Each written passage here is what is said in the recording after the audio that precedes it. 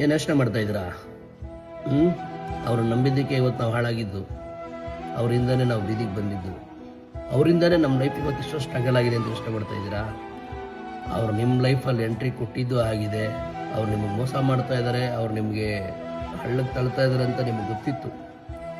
ಆದರೂ ಕೂಡ ನೀವು ಅವ್ರನ್ನೇ ನಂಬಿದ್ರಿ. ನಿಮ್ಮ ಅತಿಯಾದ ನಂಬಿಕೆ ನಿಮಗೆ ಮುಳ್ಳಾಯಿತು. ಸೊ ಒಂದು ಯೋಚನೆ ಮಾಡಿ, ಜೀವನದಲ್ಲಿ ಮೋಸ ಮಾಡಿರೋನು ಗೆದ್ದೆ ಅಂತ ಖುಷಿ ಪಡೋದಕ್ಕಿಂತ ಮೋಸ ಹೋದೆ ಅನ್ನೋನು ಒಂದ್ಸರಿ ಬಿಡುಗೂರು ಆಗಿದ್ದಾಯ್ತು. ಲೈಫಲ್ಲಿ ಯಾರನ್ನು ನಂಬಬೇಕು, ಹೇಗೆ ನಂಬಬೇಕು, ಯಾರನ್ನು ಮುನ್ನಿಡಬೇಕು ಅನ್ನೋದನ್ನು ತಿಳ್ಕೊಂಡ್ಬಿಟ್ರೆ ಅವನು ಒಂದ್ಸರಿ ಗೆದ್ದೆ ಅಂತ ಸಂತೋಷ ಪಡ್ತಾನೆ. ಆದರೆ ಇಡೀ ಜೀವನನೇ ನೀವು ಗೆಲ್ಬೋದು. ಸೊ ಈ ಸಮಾಜದಲ್ಲಿ, ಈ ಪ್ರಪಂಚದಲ್ಲಿ ನಿಮ್ಮನ್ನು ನಂಬದಷ್ಟು ನೀವು ಬೇರೆ ಯಾರನ್ನು ನಂಬಕ್ಕೆ ಹೋಗ್ಬೇಡಿ. ಯಾಕಂದರೆ ಕಷ್ಟ ಸುಖದಲ್ಲಿರೋದು ನೀವೇನೆ, ನಿಮ್ಮ ಜೊತೆಲಿರೋರಲ್ಲ. ಎಲ್ಲರೂ ಹೇಳ್ತಾರೆ ನಾನು ಇದ್ದೀನಿ ಅಂತ. ಆದರೆ ಅವ್ರು ಯಾವ ಸಮಯದಲ್ಲಿ ನಿಮ್ಮ ಜೊತೆಲಿರ್ತೀನಿ ಅಂತ ಯಾರು ಹೇಳಿರಲ್ಲ.